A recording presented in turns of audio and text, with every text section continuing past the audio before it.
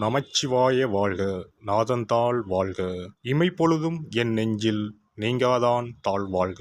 வாழ்க வளமுடன். அனைவருக்கும் இனிய வணக்கங்கள்.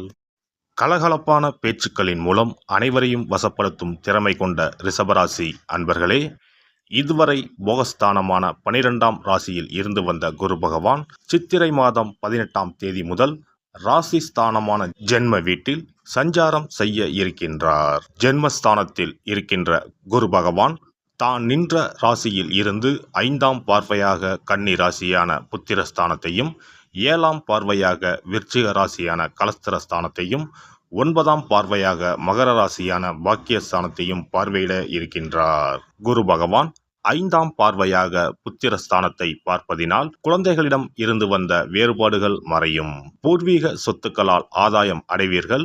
புதிய வீடு மற்றும் மனை வாங்குவதற்கான எண்ணங்கள் அதிகரிக்கும். கலைத்துறையில் மேன்மை ஏற்படும். நினைத்த இலக்குகளை அடைவதற்கான வாய்ப்புகள் அமையும். பொழுதுபோக்கு விஷயங்களில் ஆர்வம் உண்டாகும்.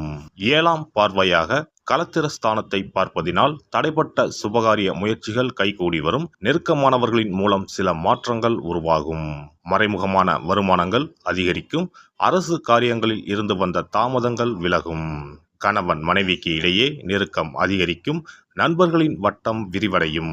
தவறிய சில வாய்ப்புகள் மீண்டும் கிடைக்கும். குரு பகவான் 9ஆம் பார்வையாக பாக்கியஸ்தானத்தை பார்ப்பதினால் பொருளாதாரத்தில் இருந்து வந்த நெருக்கடியான சூழல் படிப்படியாக குறையும். தெய்வீக பணிகளில் உள்ளவர்களுக்கு மதிப்பு அதிகரிக்கும். வெளிநாட்டு பயணங்களில் இருந்து வந்த தடை தாமதங்கள் விலகும். கடன் பிரச்சனைகளை கட்டுப்பாட்டுக்குள் கொண்டு வருவீர்கள். பயணங்களின் மூலம் சில அனுபவங்கள் ஏற்படும்.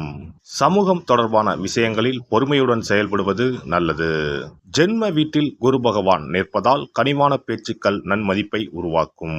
சஞ்சலமான சிந்தனைகளை தவிர்ப்பது நல்லது. உடன் இருப்பவர்களால் சில நெருக்கடியான சூழல் உண்டாகும். சேமிப்பு சார்ந்த எண்ணங்கள் அதிகரிக்கும். மற்றவர்களை நம்பி செயல்படுவதை குறைத்து கொள்ளவும். மனதளவில் புதுவிதமான சிந்தனைகள் பிறக்கும். எதிலும் விவேகத்தோடு செயல்படவும். பழைய சிந்தனைகளால் ஒருவிதமான தடுமாற்றம் ஏற்படும். எதிர்காலம் சார்ந்த எண்ணங்கள் மனதில் அதிகரிக்கும். குரு பகவான் 1/5/2024 முதல் 11/6/2024 வரை கிருத்திகை நட்சத்திரத்தில் சஞ்சரிக்கின்றார். இந்த காலகட்டத்தில் உடல் ஆரோக்கியத்தில் ஏற்ற இறக்கமான சூழல் உண்டாகும். தேவையற்ற பயணங்களை குறைத்துக் கொள்வது நல்லது.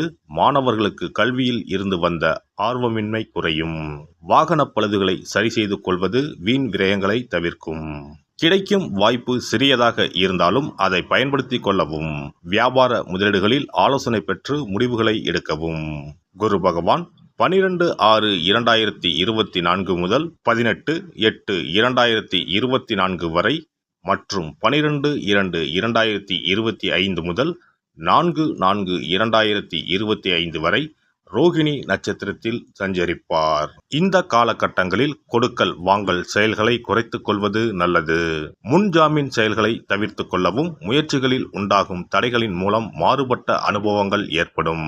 மனதளவில் எதிர்காலம் சார்ந்த சில புதிய திட்டங்களை உருவாக்குவீர்கள். உங்கள் பேச்சுக்கான மதிப்பு காலதாமதமாகவே கிடைக்கும். சகோதரர்களின் வழியில் ஆதரவு ஏற்படும். சேமிப்பு தொடர்பான புதிய திட்டங்களை உருவாக்கி கொள்வீர்கள். குரு பகவான் 19/8/2024 முதல் 14/10/2024 வரை மற்றும் 5/4/2025 முதல் 10/5/2025 வரை மிருகசிரிச நட்சத்திரத்தில் சஞ்சரிக்கின்றார். இந்த காலகட்டத்தில் பழகும் நபர்களின் தன்மைகளை அறிந்து ஆலோசனைகளையும் கருத்துக்களையும் கூறவும். ஆடம்பர சிந்தனைகளால் வீண் விரயங்கள் ஏற்படும். வியாபாரத்தில் சில போட்டிகள் இருந்தாலும் மாறுபட்ட அனுபவங்களின் மூலம் வெற்றிகளை உருவாக்கி கொள்வீர்கள். உத்தியோக பணிகளில் கவனத்தோடு செயல்பட்டால் முன்னேற்றம் ஏற்படும். வாழ்க்கை துணைவரின் தேவைகளை நிறைவேற்றி வைப்பீர்கள். சிலருக்கு வெளியூர் மற்றும் வெளிநாடு செல்வதற்கான வாய்ப்புகள் சாதகமாக அமையும். குருவின் வக்கரகால சஞ்சாரத்தால் நிலுவையில் இருந்து வந்த வரவுகள் தேவைக்கேற்ப கிடைக்கும். குடும்ப தேவைகளை நிறைவேற்றி வைப்பீர்கள். குழந்தைகளின் வழியில் சுபகாரியங்கள் செய்வதற்கான வாய்ப்புகள் சாதகமாகும். கணவன் மனைவிக்கு இடையே அந்யோன்யம் அதிகரிக்கும். பலம் மற்றும் பலவீனங்களை புரிந்து கொள்வதற்கான தருணங்கள் ஏற்படும். உயர் அதிகாரிகளின் மறைமுக ஒத்துழைப்பு கிடைக்கும். இந்த குரு பெயர்ச்சியால் பெண்களுக்கு உண்டாகும் பலன். குடும்ப விஷயங்கள் பகிர்வதை தவிர்ப்பது நல்லது. சிக்கனத்தோடு செயல்படுவது நெருக்கடிகளை தவிர்க்கும். புதிய வேலை வாய்ப்புகள் சாதகமாக அமையும். உடன் இருப்பவர்களின் மற்றொரு முகத்தை அறிவீர்கள். எதையும் நிதானமாக சிந்தித்து செயல்படுத்துவது நல்லது. பிள்ளைகளின் திருமணம் சார்ந்த எண்ணங்கள் அதிகரிக்கும். மற்றவர்களின் தனிப்பட்ட செயல்களில் அதிக உரிமை எடுத்துக்கொள்வதை தவிர்ப்பது நல்லது. திருமணமான தம்பதிகளுக்கு மகிழ்ச்சியான செய்திகள் கிடைக்கும். குழந்தைகள் பற்றிய கவலைகள் குறையும். மாணவர்களுக்கு பாடங்களில் இருந்து வந்த குழப்பங்கள் குறையும். ஆசிரியர்களின் கருத்துக்களுக்கு மதிப்பளித்து செயல்படவும் தொலைத்தொடர்பு துறைகளில் தனிப்பட்ட ஆர்வம் ஏற்படும். விளையாட்டு விஷயங்களில் நிதானம் வேண்டும். ஆராய்ச்சி மற்றும் சமூகம் தொடர்பான கல்வியில் முன்னேற்றம் உண்டாகும். பணிபுரிவோருக்கு உத்தியோகத்தில் பொறுப்புகள் அதிகரிக்கும். உயர் பொறுப்புக்கான தேர்வுகளில் சாதகமான சூழல் அமையும். எதிர்பாலின மக்களிடத்தில் அனுசரித்து செல்லவும். மறைமுகமான இடமாற்றம் சிலருக்கு உண்டாகும். கால்நடை வளர்ப்புகளில் சற்று விழிப்புணர்வு வேண்டும். மருத்துவத்துறையில் சாதகமான வாய்ப்புகள் அமையும். வியாபாரிகள் நீண்ட நாட்களாக தேக்கத்தில் இருந்து வந்த பொருட்களால் ஆதாயம் அடைவீர்கள். புதிய தொழில் சார்ந்த செயல்களில் கவனம் வேண்டும். சந்தை நிலவரங்களை அறிந்து செயல்படுவது நல்லது. மற்றவர்கள் கூறும் கருத்துக்களில் உண்மை நிலைகளை ஆராய்ந்து முடிவு எடுக்கவும். பங்குதாரர்களின் மூலம் ஒத்துழைப்பு அதிகரிக்கும். ஜவுளி மற்றும் மருத்துவ பொருட்களின் வியாபாரம் மூலம் லாபம் மேம்படும். விவசாய பணிகளில் ஆர்வம் ஏற்படும். கலைஞர்களுக்கு கலைத்துறையில் சக கலைஞர்களின் ஒத்துழைப்பு கிடைக்கும். பலவீனங்களை புரிந்து கொள்வதற்கான சூழல் உண்டாகும். வெளிவட்டாரத்தில் மதிப்பு உயரும். செயல்பாடுகளில் இருந்து வந்த சோர்வும் ஆர்வமின்மையும் குறையும். அயல் நாட்டு தொடர்பு நிறுவனங்களால் ஆதாயம் அடைவீர்கள். அரசியல்வாதிகளுக்கு இதுவரை ஏற்பட்டிருந்த சிக்கல்கள் குறையும். சில மாற்றமான தருணங்களும் வாய்ப்புகளும் ஏற்படும். இழுபறியான சில வழக்குகள் சாதகமாக முடியும். அரசு அதிகாரிகளிடம் இருந்து வந்த வேறுபாடுகள் குறையும். தொண்டர்களின் ஒத்துழைப்பால் எதிர்பார்ப்புகள் நிறைவேறும். நடைபெற இருக்கின்ற குரு பெயர்ச்சியால் மனதில் புதுவிதமான இலக்குகளும் சுபகாரிய பணிகளில் ஒத்துழைப்பும் வெளியூர் சார்ந்த பயணமும் கைகூடி வரும். தற்பெருமை சார்ந்த சிந்தனைகளை குறைத்து அடக்கத்தோடு செயல்படுவது மேன்மையை உருவாக்கும். வியாழக்கிழமை தோறும் சித்தர்களின் வழிபாடும் ஜீவ சமாதிக்கு சென்று வருவதும் மனதளவில் இருந்து வந்த குழப்பங்களை குறைத்து தெளிவினை ஏற்படுத்தும். இந்த குரு பெயர்ச்சியில் உங்களுக்கு ஆதாயம் என்பது குறைவுதான். மற்றவர்களின் தேவைகளை நிறைவேற்றி வைப்பதில்தான் ஆர்வம் உண்டாகும். அதனால் நபர்களின் தன்மைகளை அறிந்து செயல்களை மேற்கொள்ளவும். குரு பெயர்ச்சிக்கான சிறப்பு பரிகாரம். வியாழக்கிழமை விரதம் இருக்கும் முறை. வியாழக்கிழமை அன்று அதிகாலையில் எழுந்து குளித்து மஞ்சள் நிற ஆடை அணிந்து விரதம் இருக்க வேண்டும். அருகிலுள்ள கோவிலின் நவகிரக சன்னதிக்கு சென்று குரு பகவானுக்கு சந்தனம், மஞ்சள் போன்றவற்றை கொண்டு அபிஷேகம் செய்ய வேண்டும். பிறகு குங்குமப்பூ கலந்த பசும்பாலை கொண்டு குரு பகவானுக்கு அபிஷேகம் செய்து வழிபட வேண்டும்.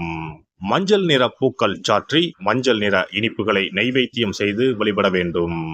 குரு பகவானுக்குரிய தானியமான கொண்டை கடலையை நைவேத்தியமாகவோ அல்லது கொண்டை கடலையில் மாலை கட்டியோ அணிவிக்கலாம். மாலை நேரத்தில் மஞ்சள் நிற இனிப்புகள், ஆடைகள் போன்றவற்றை வறுமை நிலையில் இருப்பவர்களுக்கு தானம் அளிப்பது நல்லது.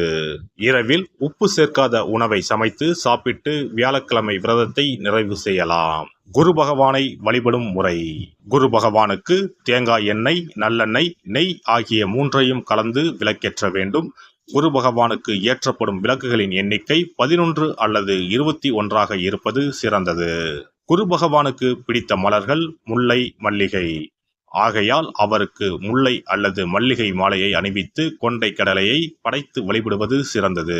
குரு பகவானுக்குரிய வளர்பிறை வியாழக்கிழமை விரதத்தை முறையாக மேற்கொள்பவர்களுக்கு வாழ்வில் பல யோகங்கள் ஏற்படும். சரியான காலத்தில் திருமணம் நடக்கும். ஜாதகத்தில் குரு கிரக தோஷம் இருப்பவர்கள் இந்த விரதத்தை கடைபிடிப்பதால் தோஷங்கள் நீங்கும். தொழில் வியாபாரங்களில் சரியான வருமானங்கள் இல்லாதவர்கள், குடும்ப பொருளாதார நிலை சிறப்பாக இல்லாதவர்கள் இந்த விரதத்தை மேற்கொள்வதால் குரு பகவானின் அருள் கிடைக்கப்பெற்று தொழில் வியாபாரங்களில் செல்வ வளம் பெருகும். மேலும் எதிர்பாராத சிறந்த வாழ்க்கை உண்டாகும். எல்லாம் வல்ல இறையருளால் நீங்களும் உங்கள் அன்பு குடும்பமும் உடல் நலம், நீலாயுள், நிறை செல்வம், உயர் புகழ், மெய்ஞானம் ஓங்கி வாழ்க வளமுடன். இந்த வீடியோ பதிவு உங்களுக்கு பிடித்திருந்தால் லைக் பண்ணுங்க, கமெண்ட் பண்ணுங்க, ஷேர் பண்ணுங்க. மறக்காம சப்ஸ்கிரைப் பண்ணுங்க. பக்கத்துல இருக்கிற பெல் பட்டனை கிளிக் பண்ணுங்க. நன்றி, வணக்கம். ஓம் நமச்சிவாய. சிவாய நம.